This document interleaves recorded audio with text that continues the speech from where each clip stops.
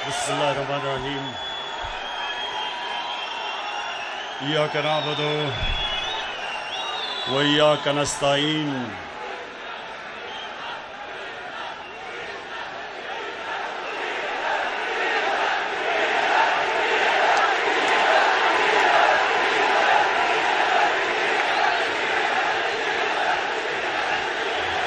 जी शुक्रिया, शुक्रिया आपके जुनून का, शुक्रिया जज्बे का, शुक्रिया आपका, बहुत बहुत शुक्रिया। अच्छा जी, आप खामोशी खामोशी खामोशी।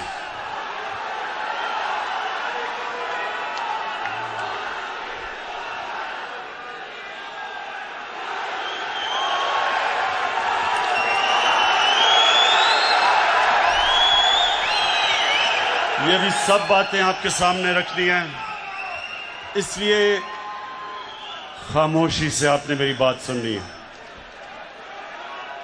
सबसे पहले मैं अपनी टाइगर फोर्स को खुशामदीद कहता हूं।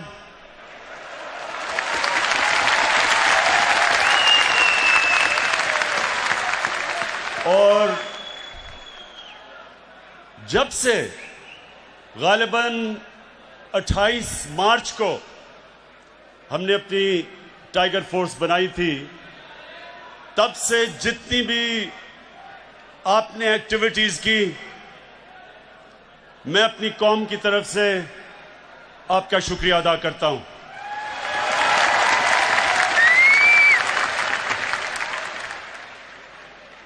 अब मेरे टाइगर्स, जितनी आप खामोशी करेंगे, जितना खामोश होंगे, आप आज मेरी बातें एंजॉय करेंगे।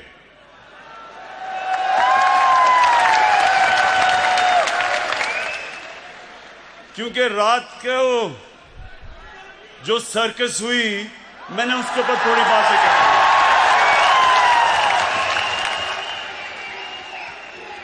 नहीं, अभी नहीं, ओहो, अभी नहीं।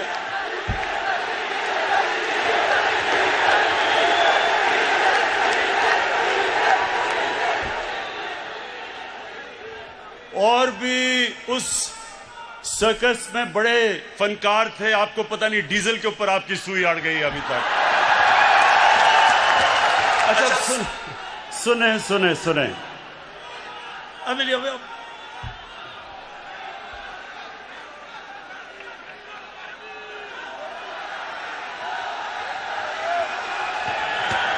जब तक खामोशी नहीं होगी मैं नहीं बात करूंगा। खामोशी।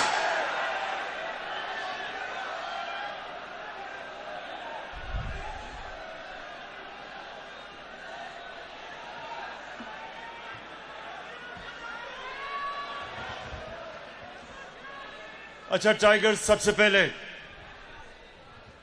ये बड़ा जरूरी है आपको कि अपना मुकाम समझना और अपना काम समझना। जो वॉलंटियर फोर्स होती है, जो शहरियों की होती है, इसका एक बहुत बड़ा मुकाम एक माशरे में होता है। क्योंकि आपका सबसे बड़ा जो आपका काम होता है वो कि आपने शहरियों की जरूरियात, उनके हकूक, उसकी हिफाजत करनी होती है। ये डेमोक्रेसी के अंदर एक बहुत बड़ा रोल होता है। टाइगर्स, आपका बहुत बड़ा रोल है, ये गौर से सुने मेरी बात। जब एक माशरे में मुश्किलात आती हैं तो जिंदा माशरा जो होता है, उसके शहरी खुद हुकूमत के साथ मदद करने के लिए आ जाते हैं। और ये पाकिस्तान वो कौम है, जब मुश्किल वक्त आता है ये कौम खड़ी हो जाती है, अपने मुल्क के लिए खड़ी हो जाती है।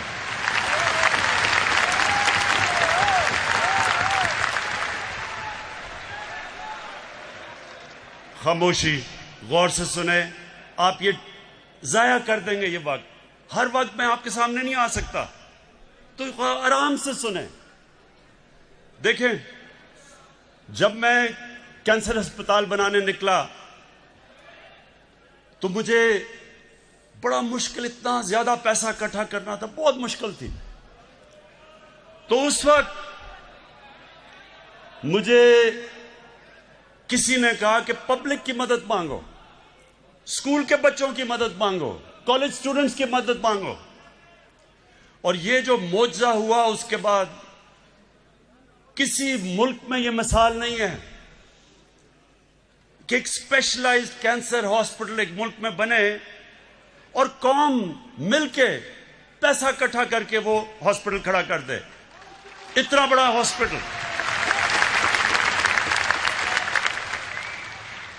और वो आप जैसे, तब भी मैं उनको टाइगर्स कहता था, आप जैसे टाइगर्स उन्होंने मिलके वो अस्पताल बनाया। उसके बाद उसको चलाने के लिए भी मुझे वॉलंटियर्स की जरूरत पड़ी। सारी दुनिया में लोग सामने आए और आज एक दुनिया का वाहिद, ये आपको पाकिस्तानी फख्र होना चाहिए कि दुनिया का वाहिद कैंसर हॉस्पिटल है जिधर 75% कैंसर के मरीजों का मुफ्त इलाज होता है। दुनिया में इसकी कोई मिसाल नहीं है। और वो हमारे लोगों की, कौम की वजह से, बड़े दिल के लोग हैं। जब ये एक तरफ इनको एहसास हो जाए कि मुल्क को इनकी जरूरत है, ये कौम खड़ी हो जाती है। तो आपकी जरूरत अब किधर है? जरूरत तो अब आपकी पड़ती रहेगी। जब भी हमें खास तौर पे ये जो हमने शजरकारी करनी है अपने मुल्क में, क्योंकि हमारे मुल्क एक दुनिया में वो मुल्क है जो 10 मुल्कों में से सबसे ज्यादा मुतासिर है क्लाइमेट चेंज की वजह से। और ये जो भी मैं आपसे बात करूंगा गंदम की, ये 2 साल हमारे मुल्क में गंदम कम हुई इसलिए कि गलत टाइम पे बारिशें हो गई क्लाइमेट चेंज की वजह से।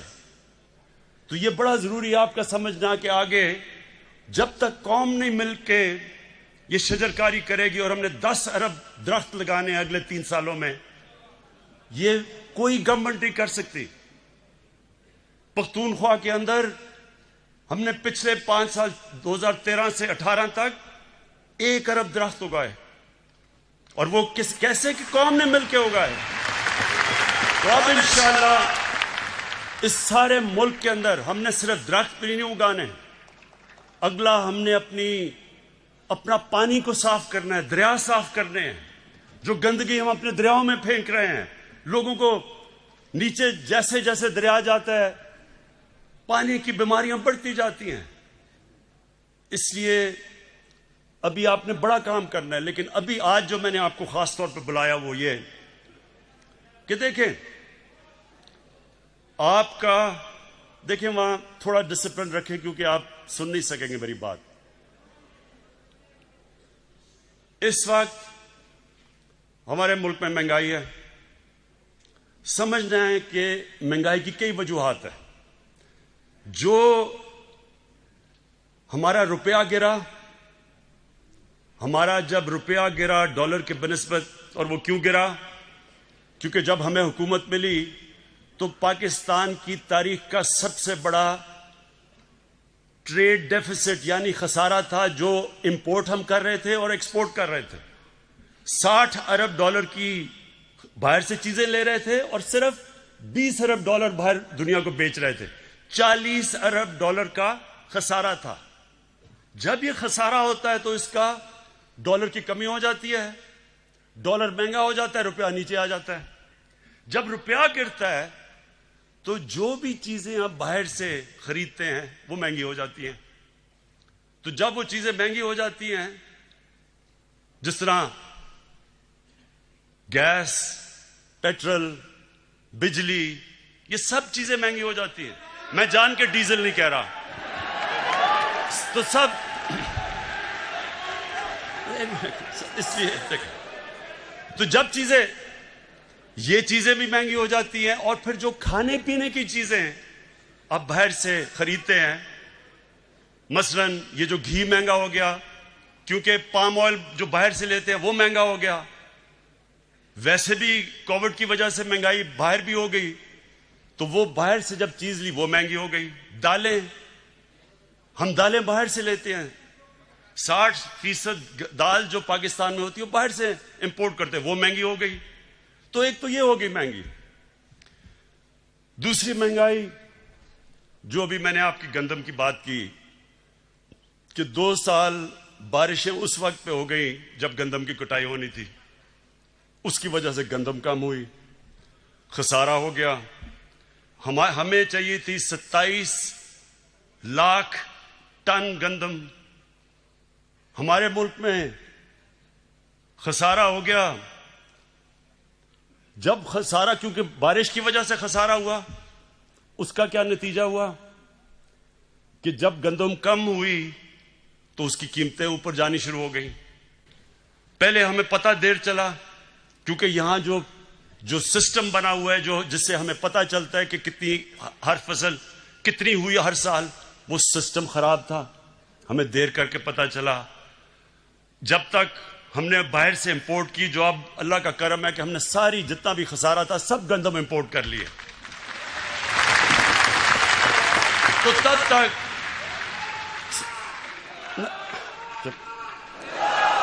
तक जब तक मार्केट को यह नहीं पता चला कि हमने बाहर से गंदम मंगवाई है, यहां जखीरा अंदोजी शुरू हो गई। और यह जखीरा अंदोजी एक इतनी बड़ी इस मुल्क की लानत है कि जब कायदे आजम भी उन्होंने तकरीर की, जब आज से 72 साल पहले, उन्होंने भी कहा कि यह कितनी बड़ी लानत है, होर्डिंग, जखीरा अंदोजी। इसके लिए मुझे आपकी जरूरत है। आपने सुन ले,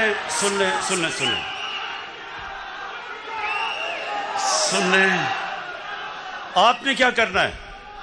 आपने कहीं खुद जाके मुदाखलत नहीं करनी।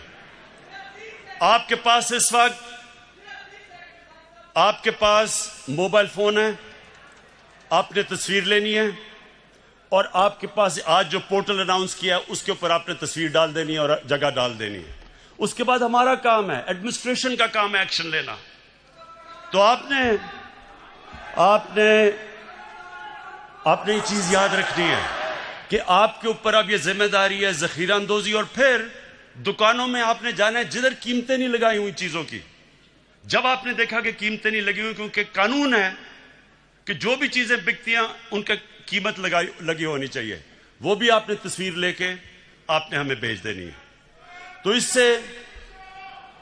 इससे ये जरूर होगा कि इससे आप एडमिनिस्ट्रेशन की मदद करेंगे। लेकिन मैं फिर से एक चीज दोहराता हूं, आपने खुद कहीं भी इंटरफेयर नहीं करना, क्योंकि होगा क्या, ऐसे लोग आ जाएंगे टाइगर्स बन के जो पैसा बनाना शुरू कर देंगे, वो दुकानदारों को ब्लैकमेल करके पैसा बनाएंगे। इसलिए आपने इंटरफेयर नहीं करना।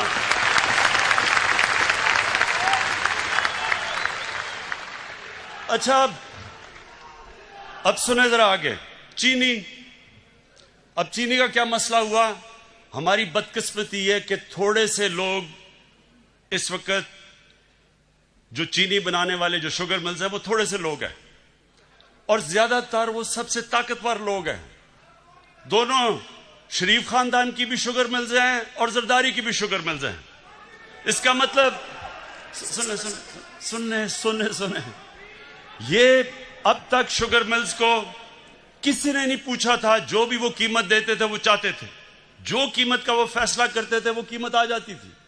पहली दफा एक बड़ी डिटेल्ड तफसील में इंक्वायरी हुई है, हमें सब चीजें पता चल गई हैं। और इंशाअल्लाह ये भी मैं आज अपनी कौम के सामने कहता हूं कि जो अब हम प्लान लेके आ रहे हैं, आगे आपको इस तरह महंगी चीनी नहीं मिलेगी इंशाअल्लाह।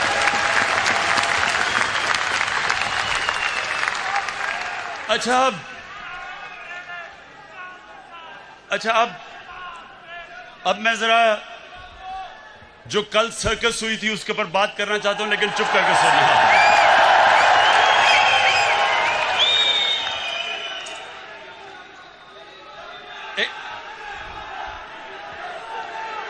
ऐसे बस नारे नहीं, आप एंजॉय नहीं करेंगे अगर आप सारा वक्त नारे मारते रहे। आप कैसे एंजॉय करेंगे? यकीन करें, आप ये जो मैं सर्कस के ऊपर बात करूंगा बड़ा एंजॉय करेंगे, ये मेरा वादा है आपसे।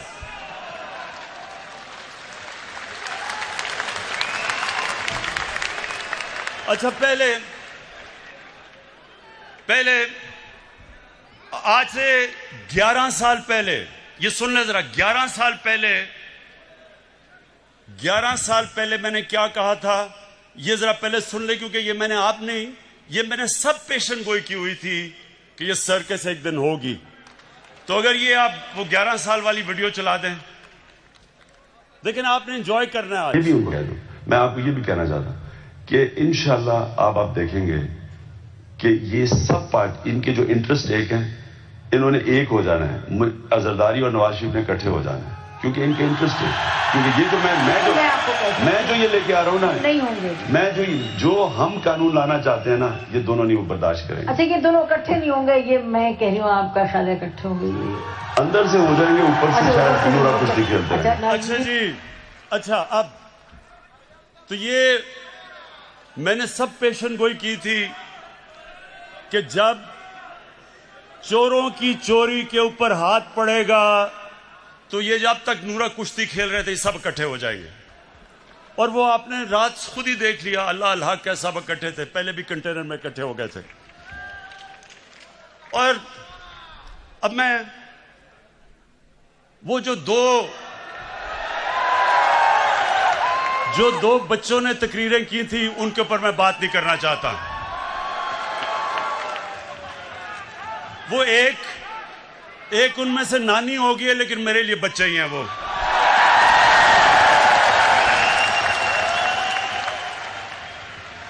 उसकी वजह है, सुने टाइगर्स, उसकी वजह है। देखें, इंसान जब तक जिंदगी में स्ट्रगल नहीं करता वो लीडर तो बन ही नहीं सकता। उन दो बच्चों ने आज तक जिंदगी में 1 घंटा हलाल का काम नहीं किया।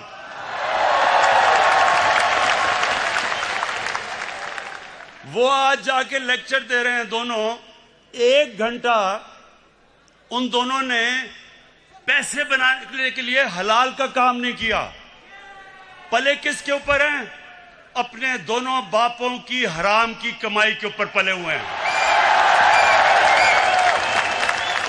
तो उनके ऊपर तबसरा करना फजूल है। लेकिन जो और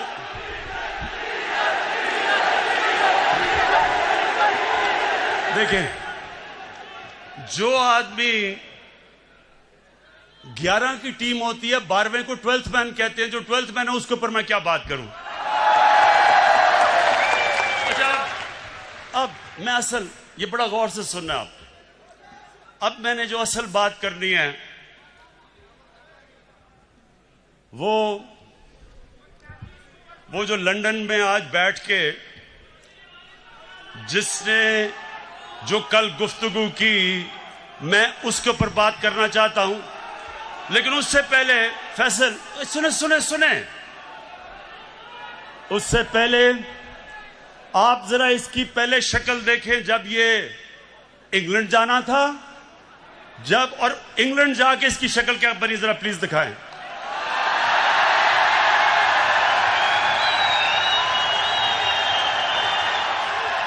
ये वही इंसान है।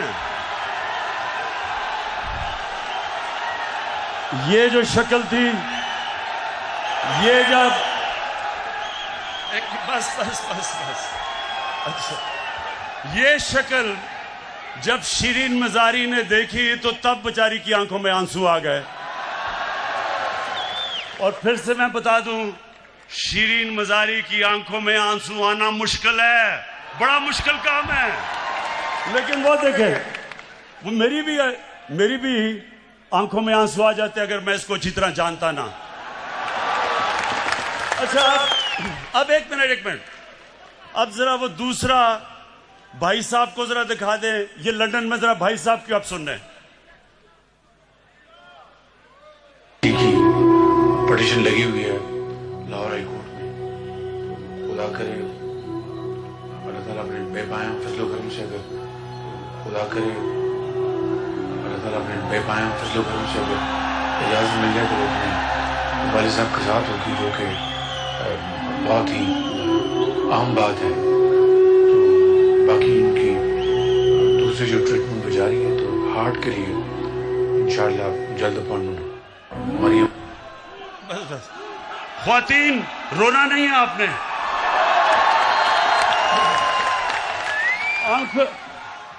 अपनी आंखों के आंसू पोंछ लें। ये बॉलीवुड भी ऐसी कोई एक्टिंग नहीं कर सकता जो अभी एक्टिंग किया है।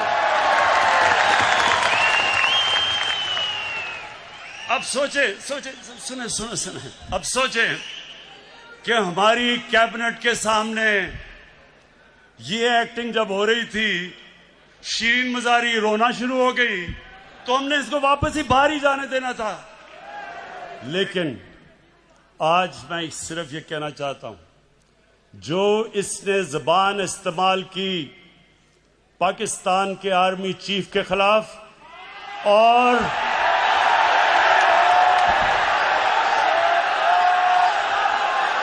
ISI के डीजी के खिलाफ, मैं आज इसके ऊपर खास बात करना चाहता हूं।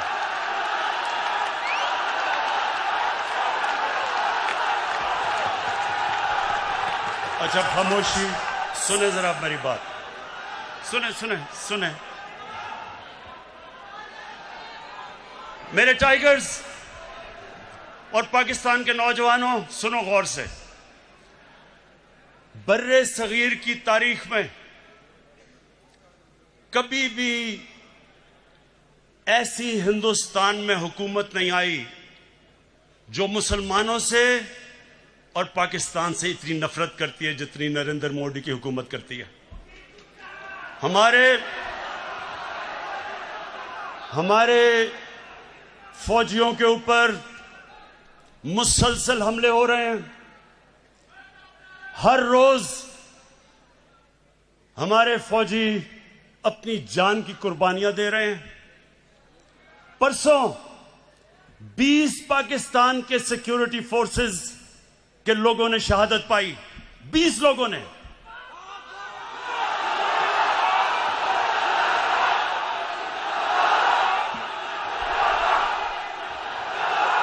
और ये क्यों अपनी जान की कुर्बानियां दे रहे हैं? हमारे लिए, मुल्क के लिए।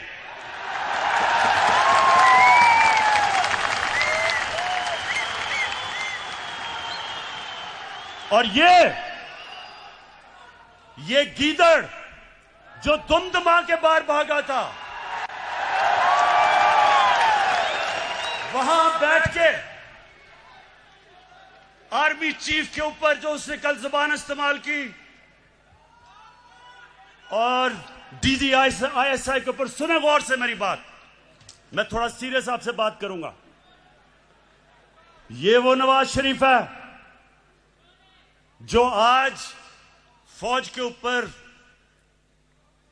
और फौज के सरबराह के ऊपर इस तरह की जो जुबान इस्तेमाल कर रहा है। आपको याद नहीं होगा क्योंकि आप तो तब पैदा भी नहीं हुए थे। ये जनरल जिलानी के घर के ऊपर सरिया बनाते हुए मिनिस्टर बना था। ये वो आदमी है जो ज़ियाउल हक के जूते पॉलिश करते करते चीफ मिनिस्टर बना था। ये वो आदमी है जिसने जनरल दुरानी ISI के जब चीफ थे, पीपल्स पार्टी के खिलाफ जब इलेक्शन हुई तो मिरान बैंक से इसने करोड़ों रुपया लिया था इलेक्शन लड़ने के लिए। डीजी ISI की सुप्रीम कोर्ट को रिपोर्ट थी। लेकिन इस मुल्क की बदकिस्मती ये कि हमारे मुल्क की अदालतों ने इसकी मदद की हमेशा। ये वो आदमी है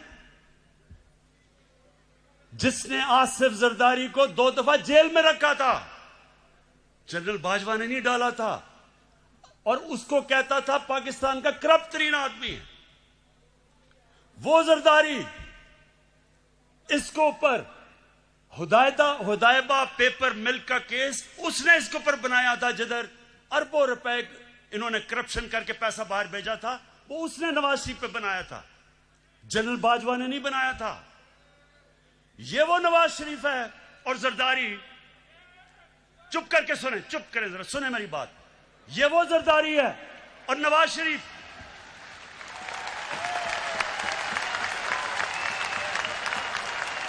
इसने इसके ऊपर, इन दोनों के ऊपर एक किताब निकली थी, उसका नाम था कैपिटलिज्म्स अकिलीज हील। रेमंड बेकर ने किताब लिखी थी।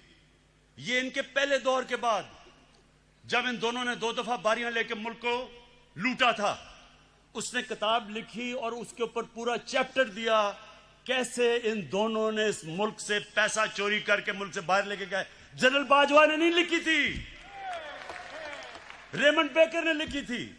उसके बाद 3 और इनके ऊपर किताबें हैं जिनमें आप पढ़े कि इन्होंने इस मुल्क से कैसी गद्दारी की। एक ओबामा's वॉर,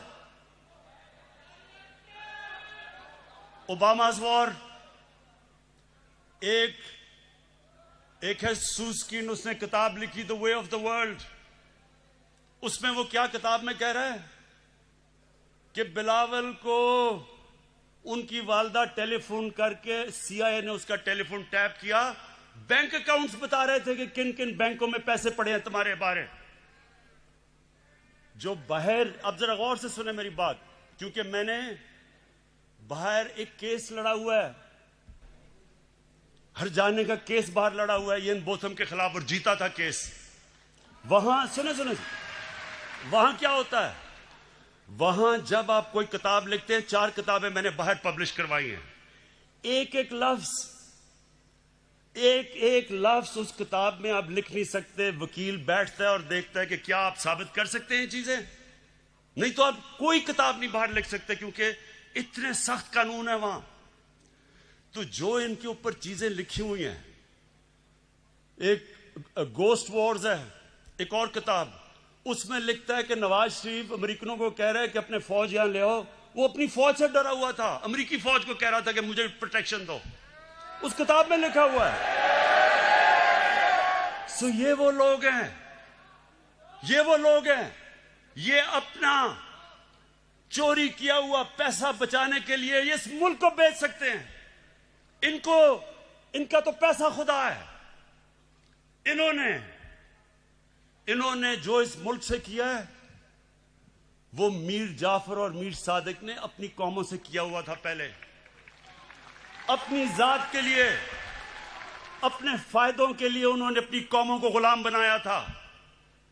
ये जो बाहर बैठ के इसने पाकिस्तानी फौज के ऊपर, ये हमला जनरल बाजवा पे नहीं है, ये पाकिस्तानी फौज पे हमला है।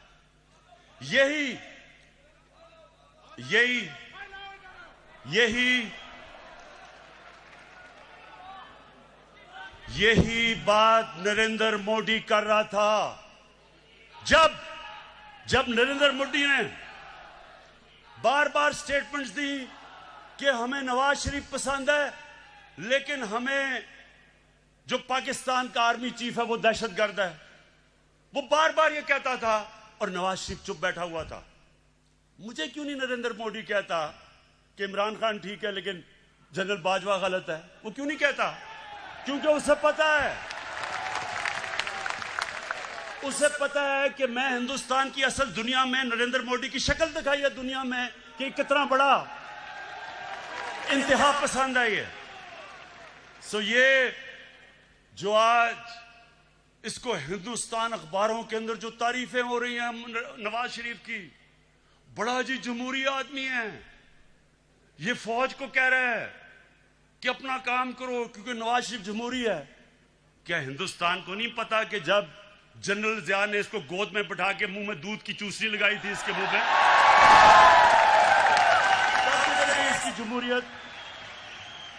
क्या हिंदुस्तान को नहीं पता कि ये वो वजीर आजम है जिसने डंडों से सुप्रीम कोर्ट के ऊपर हमला करवाया था।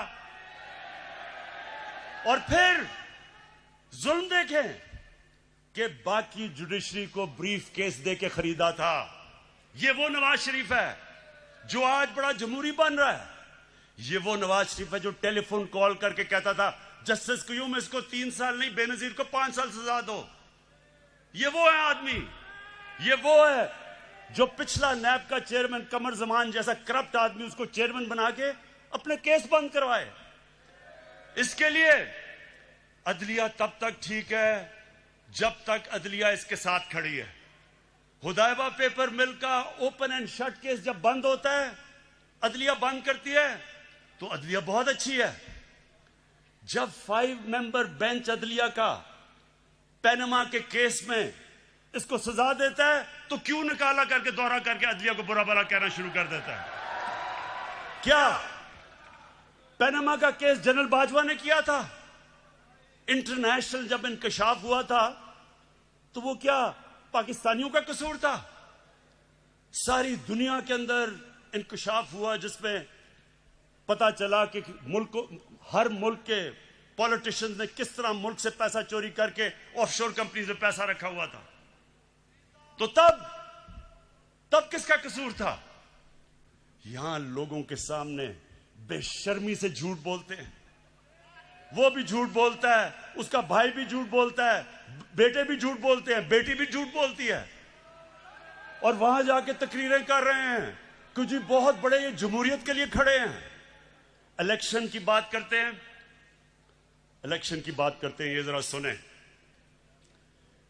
2013 इलेक्शन के अंदर नेशनल असेंबली की सीटों में 137 पिटिशंस आई जिन्होंने चैलेंज किया कि उनके इलेक्शन में गड़बड़ हुई है। नेशनल असेंबली में 137 सीटें जिन्होंने पिटिशन दायर की। 2018 की इलेक्शन में सिर्फ 90 थे, 50% कम पिटिशंस थी। और नून लीग की, क्योंकि उनकी तो सिर्फ पंजाब में पार्टी रह गई है, पंजाब के अंदर उनकी सिर्फ 11 पिटिशंस थी। तहरीक इंसाफ की 13 पिटिशंस थी, यानी हमारी ज्यादा पिटिशन थी जिन्होंने कहा धांधली हुई है। तो मुझे यह बताएं कि जब 80% पोल का रिजल्ट आया, फैफन एक इंडिपेंडेंट इदारा है, उसने 80% ने कहा, 80% पाकिस्तान का इलेक्शन 2013 से बेहतर हुआ है, अच्छा इलेक्शन हुआ। तो मैं अब ये पूछता हूं कि जब हमने 2013 इलेक्शन के बाद मैंने सिर्फ 4 हल्के मांगे थे, 137 में से 4 हल्के मैंने कहा इनको खोल के बता दो, अगर ये ठीक है तो मान लेंगे इलेक्शन।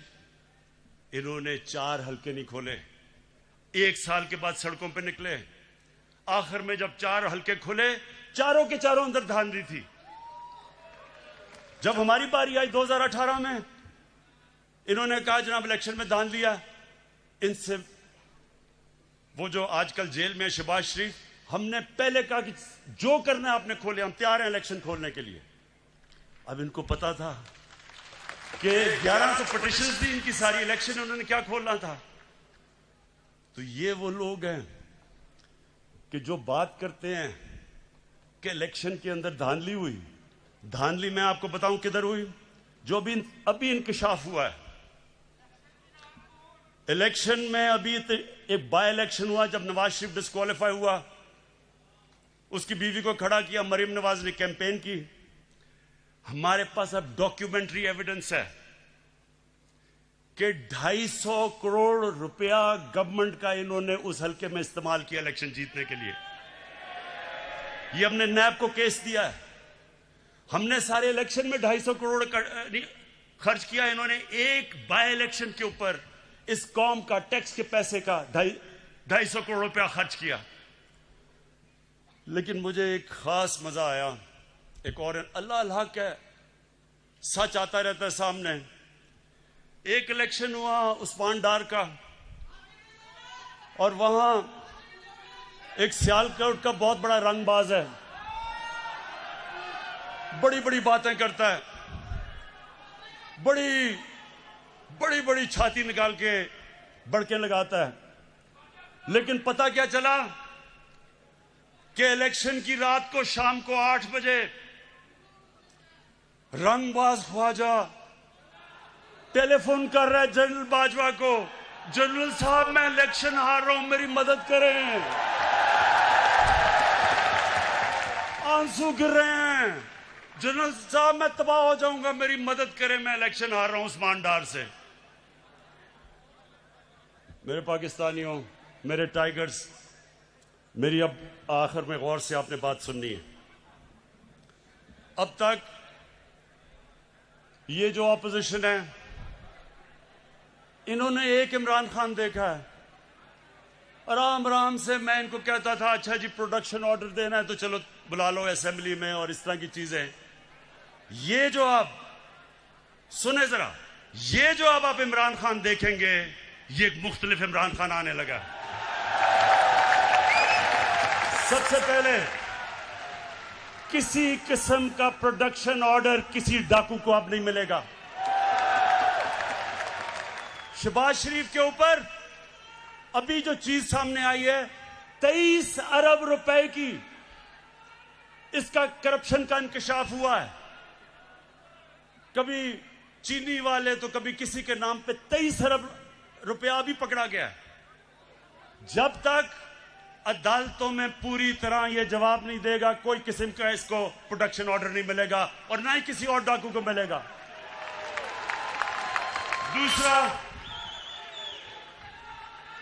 दूसरा ये जरा सुन लो। अब मैं अपनी पाकिस्तान की अदलिया को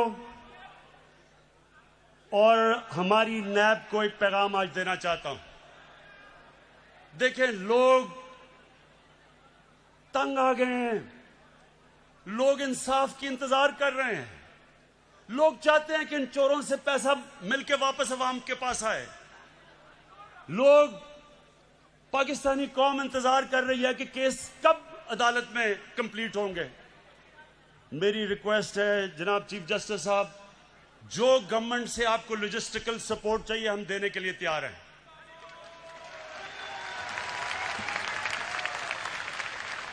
जिस तरह की आपको हमारे से मदद चाहिए हम आपको देने के लिए तैयार हैं, लेकिन खुदा के वास्ते डे टू डे हेयरिंग करके ये केसेस खत्म करें। इनकी 30 साल से मुल्क को चोरी कर रहे हैं, इनकी अब से तो नहीं केसेस आए, लेकिन वो केसेस के फैसले ही नहीं होते। और मैं नैब को भी कहता हूं कि नैब आपने कई जगह बड़ा जबरदस्त काम किया, लेकिन खुदा का वास्ता है कि केसेस को मंतकी इंजाम तक तो पहुंचाओ। आप हमारे से जो मदद चाहते हैं हम देने के लिए तैयार हैं, लेकिन कौम इंतजार कर रही है कब इस कौम का लूटा हुआ पैसा वापस मिलेगा। गवर्नमेंट, ये मैं आज फिर आपके सामने अब रख रहा हूं कि जो नया इमरान खान, एक तो नया पाकिस्तान है, एक नया इमरान खान बन गया। कल किसकी तकरीर सुन के जो उसने जबान इस्तेमाल की है उस गीदड़ ने, मैं ये आज अब फिर कहता हूं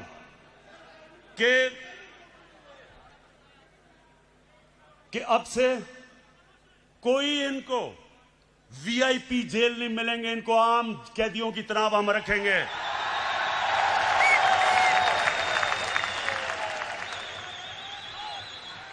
ये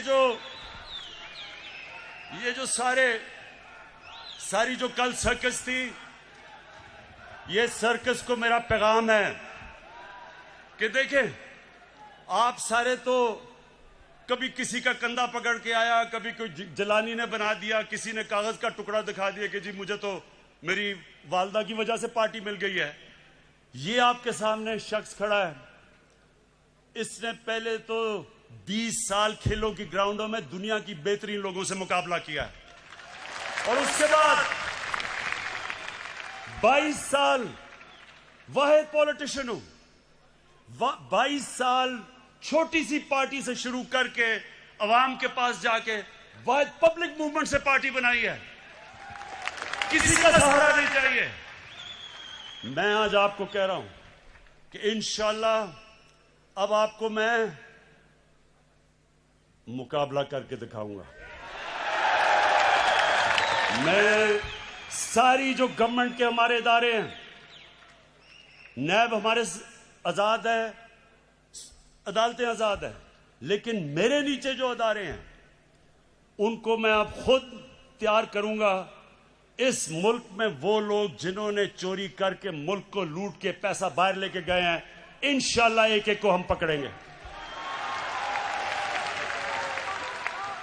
मेरी रिक्वेस्ट है फिर से नैब को और अदालतों से कि आप प्लीज इनके फैसले करें। और मैं अदालतों को आज ये कहना चाहता हूं, जो ये कोशिश कर रहा है अदालतों के अंदर इंतशार फैलाए, किसी जज का नाम ले रहा है, ये कोशिश कर रहा है फौज के अंदर इंतशार फैलाए, डीजी ISI और आर्मी चीफ की बात कर रहा है कि फौज के अंदर इंतशार हो जाए, ये कोशिश कर रहा है कि बाहर जो एंटी पाकिस्तान फोर्सेस हैं उनके अंदर ये नुमाया हो जाए, जिसमें इसको पता है कि जो इजराइल की और जो हिंदुस्तान की लॉबी वो अमेरिका में सबसे मजबूत है, उसको अपील कर रहा है।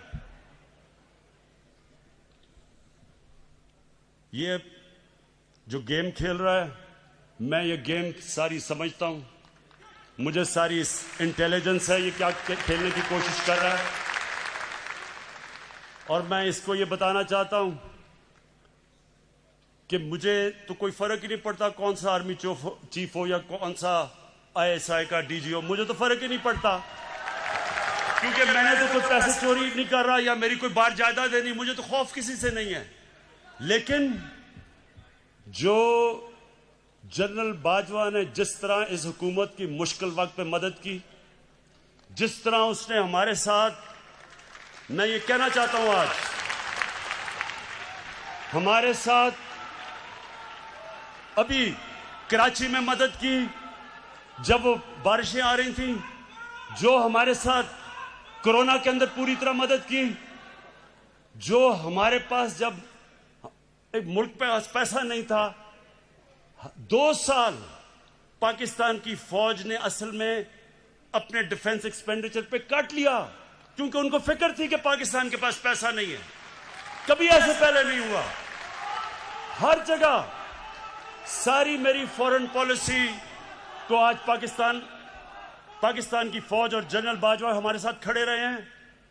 ये जो कोशिश कर रहे हैं कि हमारी फौज और गवर्नमेंट के बीच में दरार डालें या फौज के अंदर इंतशार पैदा करें, नवाज शरीफ, मैं तुम्हें अब ये आज सुन लो मेरी गौर से बात, आज से मेरी पूरी कोशिश है तुम्हें इस मुल्क में वापस लाया जाए, और तुम्हें यहां आम जेल के अंदर डालेंगे, VIP जेल नहीं होगा। गरीब आदमी लाखों की चोरी करे तो वो तो बेचारा जिन हालात में जेलों में रहता है, और जो अरबों पैसा चोरी करके बाहर ले जाए, बच्चे अरबों रुपए के घरों में रहें और वो जाके VIP जेल में ठहरे, तुम वापस आओ तो मैं देखता हूं तुम्हें हम कैसे रखते हैं।